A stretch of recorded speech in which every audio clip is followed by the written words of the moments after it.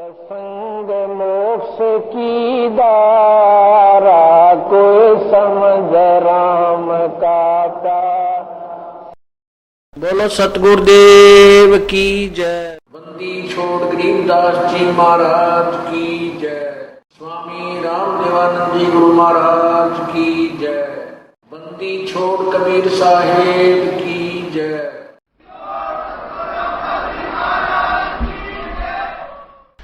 तो इस प्रकार हम परमात्मा पर पूर्ण विश्वास करेंगे।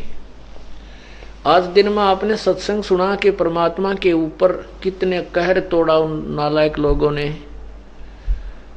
एक भी नो कहने वाला नहीं, भाई क्यों पीछे पड़ रहे हो।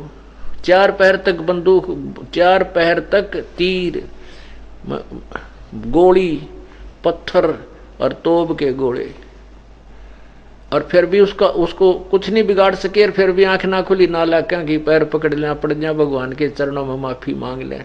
इतने दुष्ट हो गए हम। इतने दुष्ट किसने बना दिए? उन स्वार्थी गुरुओं ने, ब्राह्मणों ने, काजी और मुल्लाओं ने, जो अपने स्वार्थवश रोजी रोटी को कमाने के लिए परमात्मा से हमें दूर रखते रहे। उन्होंने हमारे को कसाई तुल्य बना दिया कि सामने ऐसा प्रमाण देख रहे हैं कि परमात्मा ऊपर बैठे हैं दरिया के जल के ऊपर, और तोप तक चला के देख लिए एक व्यक्ति के ऊपर, और कुछ भी नहीं, उसका बाल भी बांका नहीं कर सके। हम फिर भी नतमस्तक ना हुए। पुण्यात्माओं, ये परमात्मा की अमृतवाणी, ये लीला छुपा दी गई थी। हमने भगवान श्री कृष्ण की लीला सुनी, और अंत उनका कैसा हुआ। श्री कृष्ण जी और श्री रामचंद्र जी को हम भगवान मानते रहे। वो भी शक्ति युक्त थे, लेकिन वो समर्थ भगवान नहीं थे। जैसे श्री कृष्ण जी ने शिशुपाल भी मार दिया, और जरासंध भी, चाणूर भी मार दिया, और स्वयं कैसे मरे? भगवान श्री कृष्ण के सामने पूरा कुल नष्ट हो गया, आपस में लड़का मर गया। और श्री कृष्ण जी के पैर में तीर मारा एक शिकारी ने। भगवान की मृत्यु भी उस विषाक्त तीर से हुई। कहने का भाव ये है कि ये जिनको हम भगवान मानते रहे, ये परमात्मा बहुत ही अल्प शक्ति युक्त थे, और इनकी महिमा ढोल के डंके बगा रखी थी। इनकी महिमा से हम इतने ओतप्रोत कर रखे थे कि जो भी कोई कह देता था श्री कृष्ण जी ने ऐसा किया, हाँ भाई कमाल कर दिया। लेकिन हम तत्व ज्ञान के तराजू को ना रख करके, हमारे पास ये तराजू नहीं था, ये तुला नहीं थी कि जिसमें हम तोल सकें। अब तोला के भगवान श्री कृष्ण ने मोर ध्वज के पुत्र ताम्र ध्वज को जीवित कर दिया था आरे से चरवा के, लेकिन अपने सगे भाणजे अभिमन्यु को जीवित नहीं कर सके। और परमात्मा ने ना जाने कितने प्रमाण दे रखे थे, लेकिन उनकी लीलाओं को हमारे तक नहीं आने दिया। इन चतुर लोगों ने दबा दिया, ढेर डाल दिया मिट्टी का। अब वो मिट्टी हटाने में इस दास को बहुत समय, बहुत संघर्ष करना पड़ रहा है, लेकिन अब तो ये हटेगी, क्योंकि मेरे साथ से होगी। बहुत बच्चे हो गए हैं, जनसाधारण को जा जा कर समझाते हैं, अपने मित्र को, भाई को, सहेली को, माता को, पिता को, रिश्तेदार को, सबको ये तत्व ज्ञान सुनाया जा रहा है। एक दिन यू रंग लाओगा,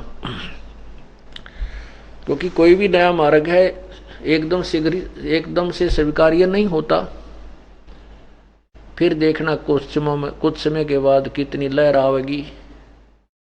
उमड़ उमड़ का आवेंगे, उमड़ उमड़ के टोल के टोल, गांव के गांव आया करेंगे, क्योंकि अभी तक उनको पता ही नहीं है भगवान कौन है, क्या करता है।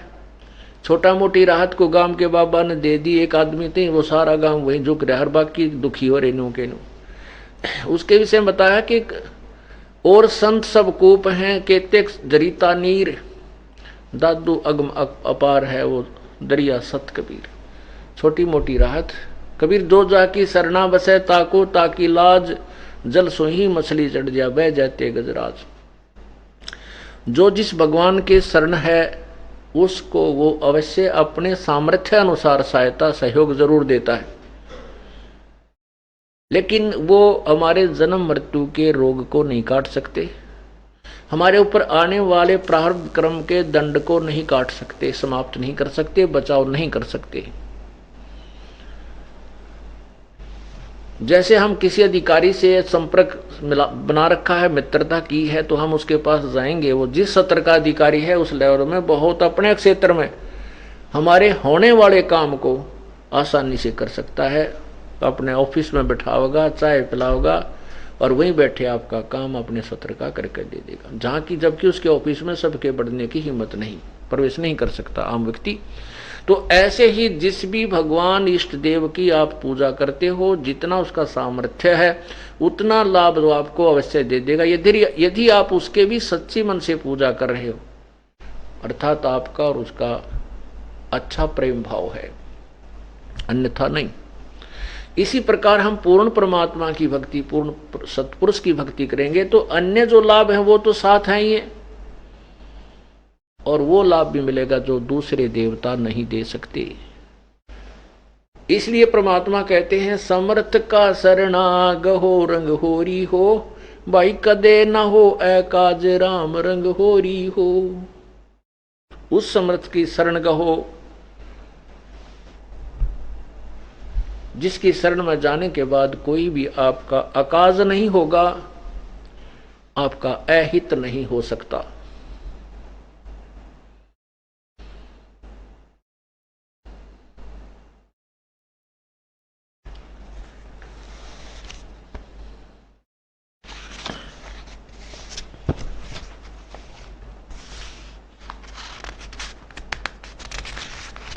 तुम कर दो पल में पारे हो जा रजा तेरी, तुम कर दो पल में पारे हो जा रजा तेरी। ओ रजा तेरी महाराज जिस पे मेहर तेरी महाराज, हो जा रजा तेरी, तुम कर दो पल में पार जिस पे रजा तेरी। काल कष्ट से जीव दुखी ही सुने, मन तुम्हारे त्रस आया कना, सतलोक को छोड़ के सतगुरु काल लोक में आया कना। तपत से लापे जीव जड़े थे, उनको देख दुख पाया कना। खूब हुई तकरार निरंजन गेल तेरी वहाँ, खूब हुई तकरार निरंजन गेल तेरी, तुम कर दो पल में पार हो जा रजा तेरी, तुम कर दो पल में पार हो जा रजा तेरी। ओ रजा तेरी महाराज हो जा मेर तेरी महाराज जिस पे रजा तेरी, तुम कर दो पल में पार हो जा रजा तेरी। प्रथम आए है ब्रह्मा लोक में, ब्रह्मा जी समझाया कि ना, विष्णु जी को शरण में लेके चरणों के मां लाया कि ना, शिव शंकर को शेष बना के सोहम नाम सुनाया कि ना। थारी खूब हुई जयकार पहुँचे शिवपुरी, थारी खूब हुई जयकार पहुँचे शिवपुरी, तुम कर दो पल में पार हो जा रजा तेरी। ओ रजा तेरी महाराज जिस पे मेहर तेरी महाराज हो जा रजा तेरी तुम कर दो पार हो जा रजा तेरी। लहर तारा में कमल के फूल पर बालक बन दिखलाया कना। नीरू नीमा गए नान को वहां जुलाहे को पाया कना। काजी आगे नाम धरण को नाम कबीर दरवाया कना। तुम पूरण ब्रह्म करतार बन गे कबीर हरि। तुम पूरण ब्रह्म करतार आगे कबीर हरि। तुम कर दो पल में पार हो जा रजा तेरी। तुम कर दो पल में पार हो जा रजा तेरी। हो रजा तेरी महाराज हो जा मेहर तेरी महाराज जिस पर रजा तेरी। तुम कर दो पल में पार हो जा रजा तेरी। मथुरापुरी में धर्मदास को आके आप चेताया कना। कर्म कांड में उलझा प्राणी सतमार्ग दिखलाया कना। ब्रह्मांड 2100 युराज काल का न्यू सुन के धड़का खाया कना। तुमने दे दिया सबद सार गीता दूर धरी। तुमने दे दिया सबद सार गीता दूर धरी। तुम कर दो पल में पार हो जा रजा तेरी। हो रजा तेरी महाराज हो जा मेहर थारी महाराज जिस पर रजा तेरी। तुम कर दो पल में पार हो जा रजा तेरी। बलक बुखार में संत कैद किए आके आप छुटवाए कना। मैलों पर ऊंट और मैल सरा कहे वो सुन के चक्कर खाया आया कना। बंदी होकर सेज बिछाई तन 3 कोरड़े खाए कना। तुम नर से बन गए नार ओडा चीर जरी। तुम नर से बन गए नारी ओडा चीर जरी। तुम कर दो पल में पार हो जा रजा तेरी। हो रजा तेरी महाराज जिस पे मेहर थारी महाराज जिस पे रजा तेरी। तुम कर दो पल में पार हो जा रजा तेरी। रामानंद योग में उलझे शेष होकर सुड़ जाया कना। सुपच सुदर्शन को शरण में लेकर अपना वचन निभाया कना। नीरू निमा उसके मात पिता थे वो बेटा बन मुक्ता एक ना। जीवा दत्ता की सूखी डार कर दी हरी भरी। जीवा दत्ता की सूखी डार कर दी हरी भरी। तुम कर दो पल में पार हो जा रजा तेरी। तुम कर दो पल में पार हो जा रजा तेरी। हो रजा तेरी महाराज जिस पर मेहर थारी महाराज जिस पर रजा तेरी। तुम पार हो जा। गरीब दास गए गऊ चरावण वहां दूध के प्याले पिए कना। छोड़ानी में ग्रंथ की रचना करवा कर न्यारे भेद दिए कना। स्वामी राम देवानंद संत तुम्हारे अपनी शरणा लिए कना।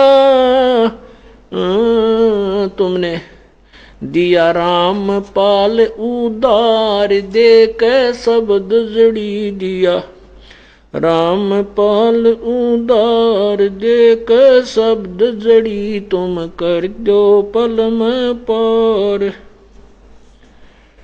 और रजा तेरी महाराज हो जा मेर राज जिस पे रजा तेरी तुम कर दो पल में पार सत साहिब।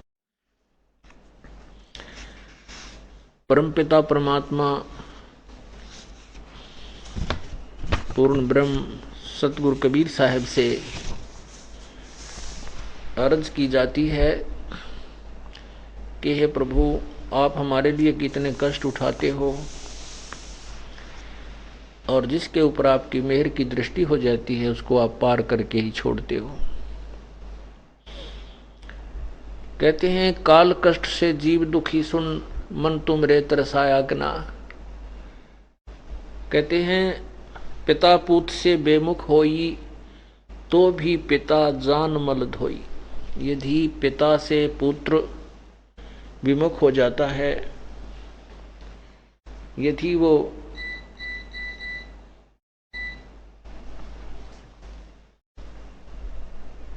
पिता से विमुख होकर के फिर कहीं कष्ट उठाता है, उसको किसी प्रकार की कोई आपत्ति आ जाती है, फिर भी पिता उसके अवगुणों को माफ करके उसकी मदद के लिए तत्पर हो जाता है।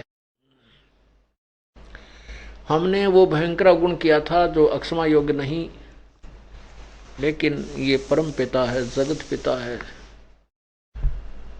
इनके अंदर वो सभी गुण हैं। तुमेव माता च पिता तुमेव तुमेव बंधु च सखा तुमेव तुमेव विद्या च द्रविण तुमेव तुमेव सर्व मम देव देव। ये सभी देवों का देव यही है। हम पहले किसी और अन्य भगवान को देवों का देव मानते थे। सर्वदेवों का देव वो देव नहीं थे। तो ये परमात्मा में वो सभी गुण हैं, पिता वाले भी माँ वाले भी। बंधु यानी साथी वाले, नाती वाले बंधु, सखा यानी मित्र वाले। तो ये परमात्मा ने जब इसको इसने देखा कि ये नालायक चले तो गए काल के साथ में और स्किन के साथ ये क्या करेगा पता था मालिक को। तो जब हम यहां परेशान हुए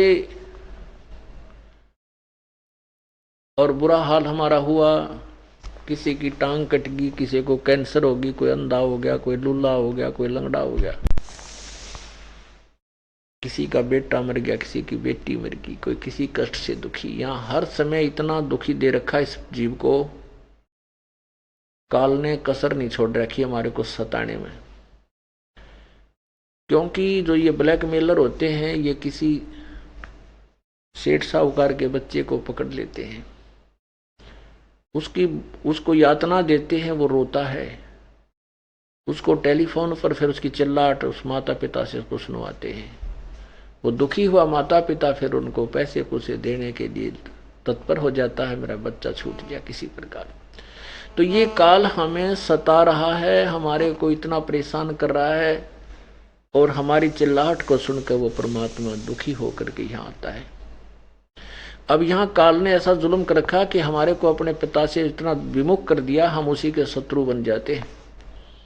और काल यही चाहता है कि ये अपने पिता को ना पहचान ले, मेरे ही जाल में फंसे रहे।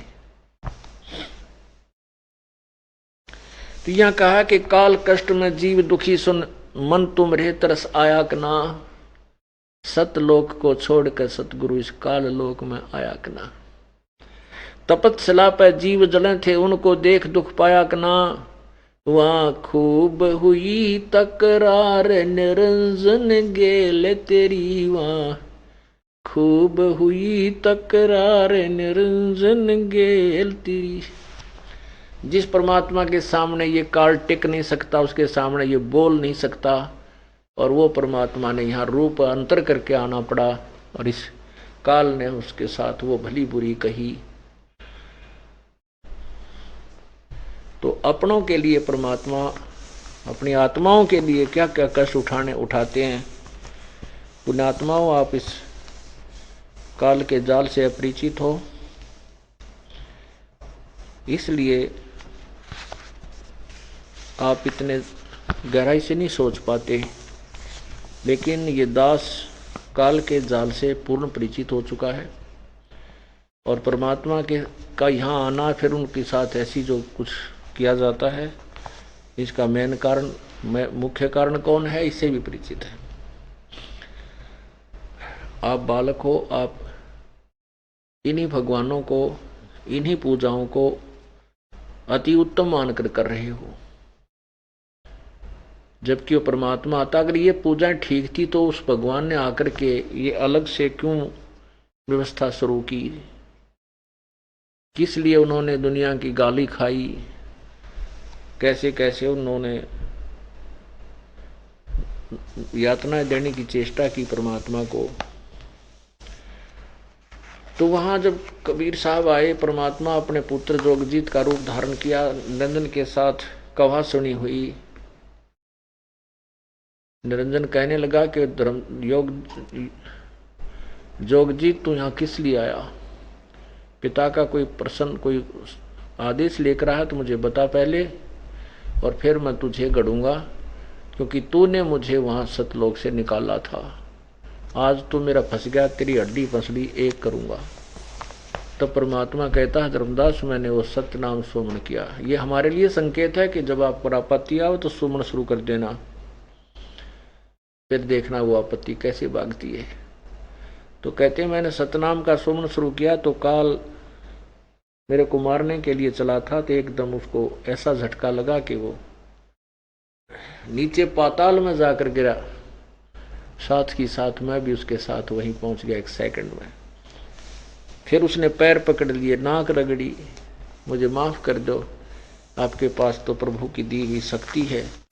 तो परमात्मा ने हमारे लिए क्या कुछ नहीं किया, क्या करना चाहा, लेकिन हम इतने नालायक हो गए, इतने अज्ञानी हो गए, हम अपने भगवान को नहीं पहचान पाते। और जब तक हम अपने भगवान को नहीं पहचानेंगे, हमारे कष्ट कभी समाप्त नहीं हो सकते। या कोई सुखी नहीं है, न ब्रह्मा सुखी, न विष्णु सुखी, न शिव सुखी। इनके इतिहास पढ़कर देख लीजिए आपने, अब तो शिक्षित हो, ये पढ़ कर देखना, शिव पुराण, विष्णु पुराण, ब्रह्मा पुराण, देवी पुराण, क्या क्या हालत हुई इन लोग इनकी। खुद विष्णु जी कहते हैं कि मैं ज्यादातर तप करता हूँ शक्ति चार्ज करने के लिए, और फिर राक्षसों के साथ लड़ता रहता हूँ। कुछ समय मिलता है तो मैं रुक्मिणी अपनी लक्ष्मी के साथ कुछ ही समय व्यतीत कर पाता हूँ। तो बताए सुखी कहाँ? श्री रामचंद्र जी यहाँ श्री राम रूप, विष्णु जी श्री राम रूप में आए, उनका जीवन देख लो, आजीवन दुखी रहे। हम चाहे उनको भगवान के कुछ भी मानते रहे, जिसकी पत्नी कहीं बालक कहीं, और आप चाहे राजा के राष्ट्रपति बना रहो, पूरी पृथ्वी का राजा बन जाओ, उस जीव को, उस व्यक्ति को चैन कति नहीं, सुख का सांस नहीं उसको। ऐसे श्री कृष्ण जी का जीवन देख लो, सारा कितना दुख में रहा और अंत कितना बुरा हुआ। श्री रामचंद्र जी का भी अंत कैसा हुआ।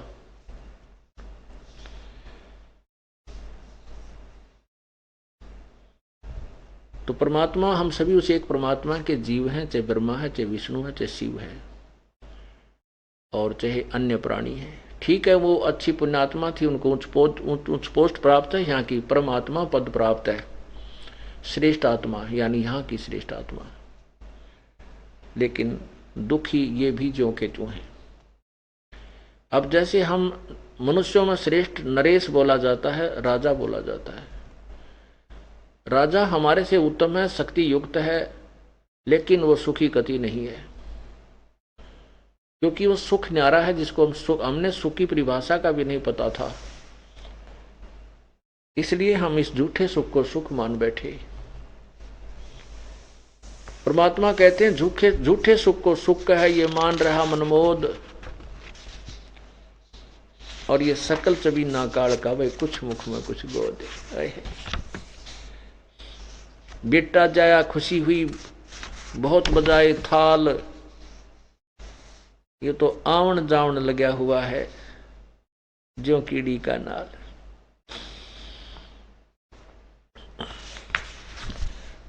तो इसलिए परमात्मा